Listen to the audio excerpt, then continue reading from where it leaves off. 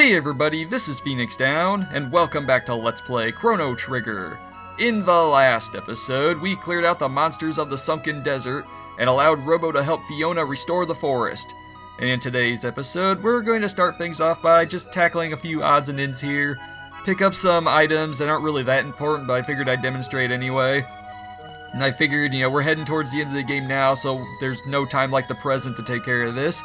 Speaking of which, we're going to start things off by going to Chrono's house, because you get some unique dialogue each time you introduce your mom to one of the different party members. We did this with Marley and Luca already, so let's do things with Robo and Frog now. Goodness, Luca, is this one of your inventions? Greetings, I am Robo. Crono is my friend. My, how polite. Strange looking, but well behaved. Crono, you can learn a thing or two. Yes, Mom. Dear me. Crono, how many times have I told you to keep your pets outside? Madam, I am not a pet. Though I am odd of figure, I am a master swordsman. It talks, sir. I just thought, I'm terribly sorry, Mr. Toad. No, my name is... Yes, dear? Toad will do for now. Sorry about that, Frog. First impressions are everything. But anyway, so let's switch out our party now. Let's bring in Ayla and Magus now. Round up the rest of the party members. Wonder what she has to say to these guys. Gracious, who are you? Me, Ayla. Ayla? A young lady doesn't dress like that, dear. But Ayla like. Say, yes, ma'am. Chrono strong. Chrono mother strong, too. Okay, well, that could have gone a little better. Could have been worse, too, but... are you one of Chrono's friends? And Magus doesn't really know how to respond to that. Another quiet one? Don't be shy, dear. I guess Mom is used to living with a silent protagonist, so I guess if Megas doesn't talk, that's par for the course. But anyway, now that we've introduced Mom to everybody, I want to do something over here at the Millennial Fair.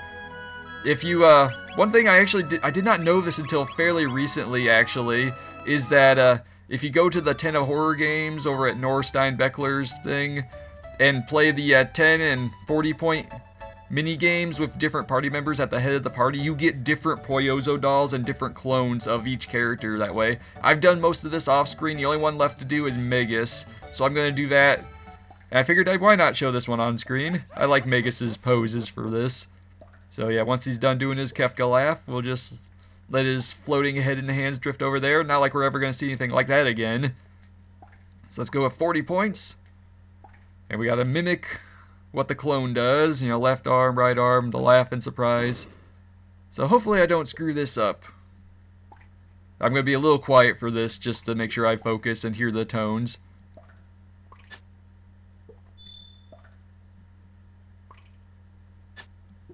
Yeah, Megas' surprise look is a little harder to read. Alright, now let's do some dance moves.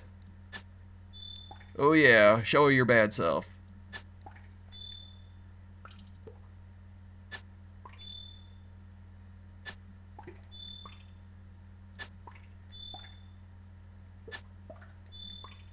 Alright, so far so good. Do some laughing. Surprise.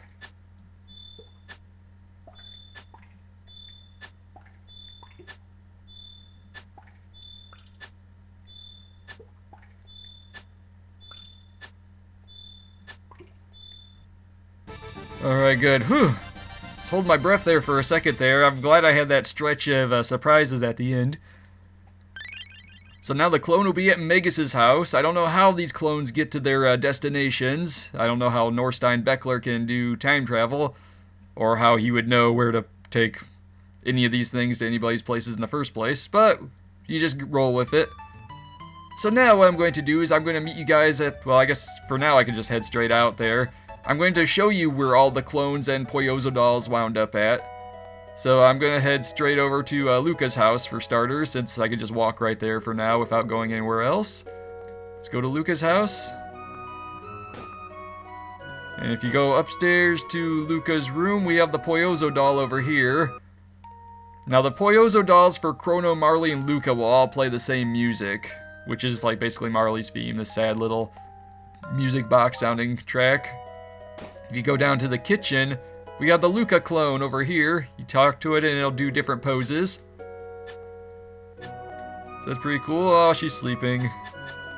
Oh, yeah, I'll let it get some rest. Now I'm gonna meet you guys over at Marley's room. Alright, we made it back to Marley's room. Like I've said before, the Poyozo doll will play the same music as the ones over in Luca's and Crono's houses. And we got the Marley doll here. So there, she's angry. Now she's just got her arms open. And that's, okay. Laughing. Alright, just for the fanboys, I'll leave it that way. Now I'm gonna head back to the Epoch, and I'm going to show you Robos. Now, in order to find Robos, you have to go back to the Proto-Dome. And you work your way up here, and here we go. So if you talk to the Poyozo doll, and it starts playing Robo's theme. Then we got the Robo Doll here. Get him into all these different poses. Oh, he's slipping or taking damage or something. And then he's popping himself open. So yeah, I'll go with that one. Okay, so now I'll meet you guys over at, back at prehistoric times for Ayla's doll. Alright, now we're back at the Chief's hut. We got the Ayla doll here and the Poyozo doll. So you talk to the Poyozo doll and it'll play Ayla's theme music. Go over here, we have all these different poses. She's blowing a kiss. And she's got her arms in the air like she doesn't care. I like that one. Go for some martial arts moves there. We'll see that move soon enough. But alright, now let's go back to the Dark Ages for Magus. Alright, Magus doesn't really have a house, so they just put his stuff up here at the North Cape. Play this, and you get his awesome battle music. So let's check out his different poses. Alright, he's tightening up his gloves. He's doing his evil laugh, I guess. Something's really funny, apparently. Dramatic pose. And dramatic staring off into the distance. I'll go with that one. Alright, now we'll head back to the Middle Ages for Frogs. So alright, you descend into Frog's house back at the Cursed Woods to get here. So now you got Frog's music playing when you talk to the Poyozo doll. Let's check out his poses. Alright, flex those biceps. Yeah, he's laughing. And he's doing his slurp attack. And he's surprised. Yeah, I'll go with that one, why not? But alright, now I'm gonna head back outside and we're gonna head over to our next destination. I'm actually going to climb the part of the Denadoro Mountains for this next one. I'll explain when I get there. Alright, on this screen, there's another secret that you can only get once you have the upgraded Masamune from completing the hero's grave side quest. As you can see, that freelancer has been throwing rocks at us before, but now with the powered up Masamune, Frog managed to catch it. I await thee, freelancer. And it starts glowing in Frog's hand. And we got the gold rock, one of the 5 gold, or yeah, 5 gold rocks.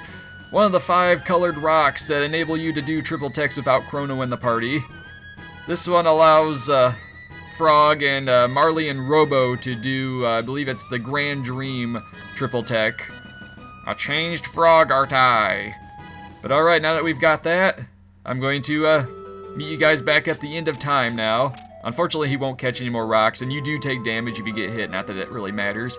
But yeah, I'll meet you guys back at the end of time now. Alright, the last thing I want to tackle before heading to the Black Omen is to do battle with Specchio once again, this time in his Masamune form.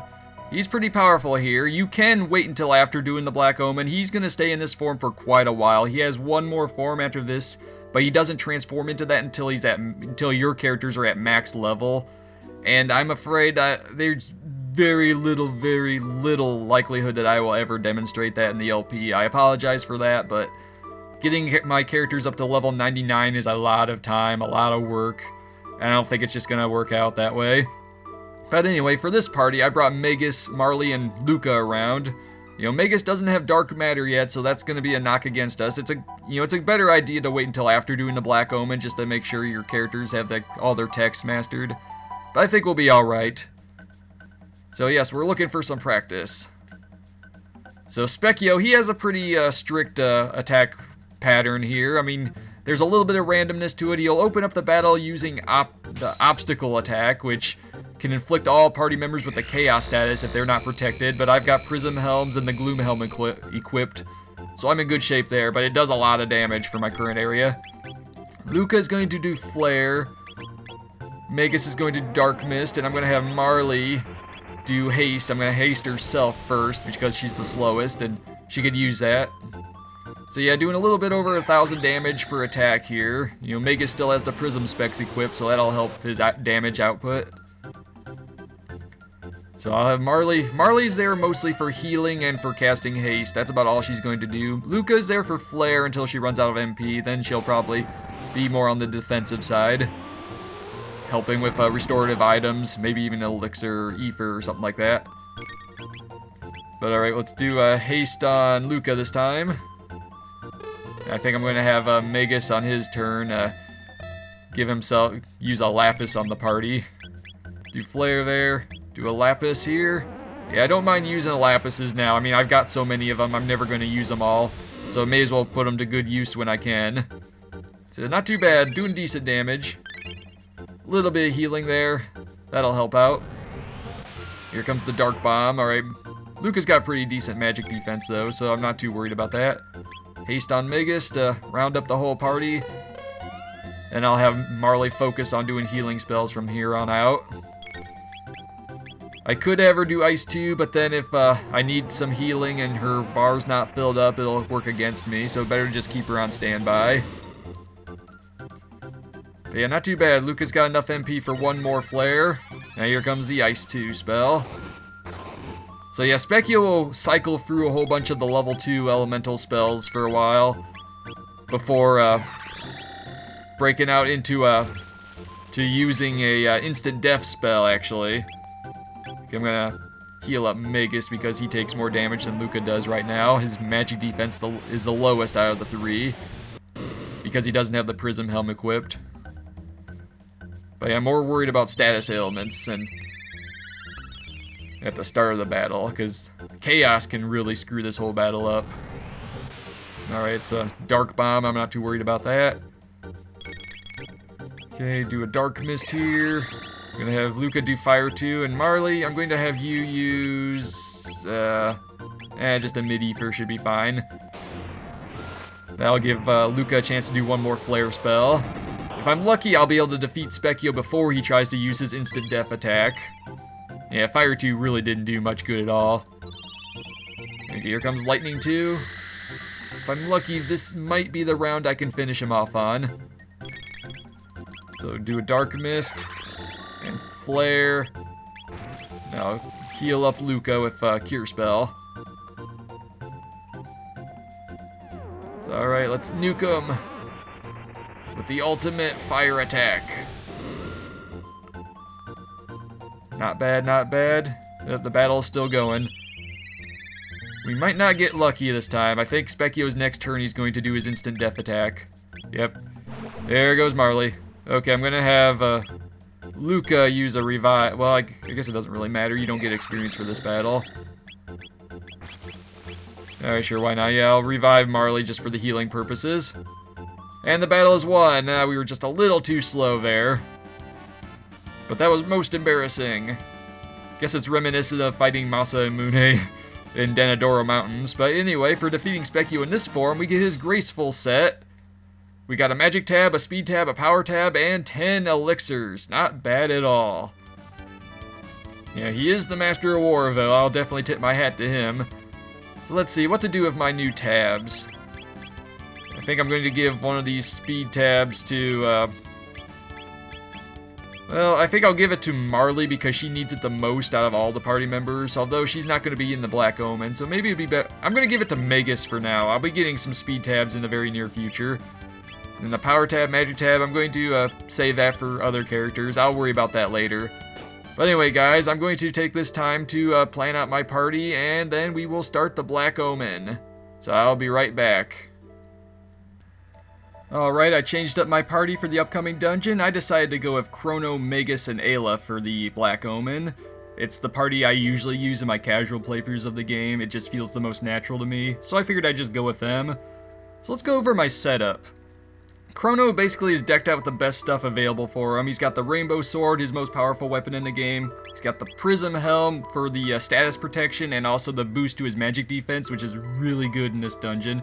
You definitely want status protection because enemies, the Chaos status is pretty common amongst about half the enemies in the dungeon or so, I'd say. And I got him the Moon Armor to also boost his magic defense, and it has the highest natural defense stat of all the armor in the game. And I decided to keep him with the Gold Stud to cut down on his MP cost because Luminaire and Confuse will be used quite a bit in this place. But you could give him, say, the Sunshades or something like that to boost his damage output a little bit. That's not a bad alternative. For Magus, he's pretty much exactly the same as before. His best exclusive gear. Gloom Helm protects him from status ailments, as I mentioned before.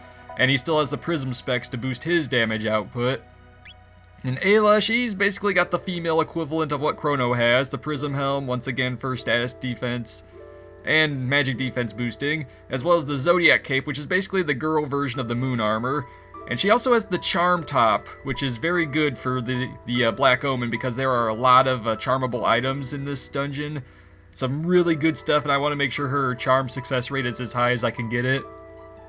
And since I'm here in the item screen, I may as well distribute some more of those power tabs and magic tabs I got from Specchio. I'm going to give the power tab to Ayla, as I've been doing.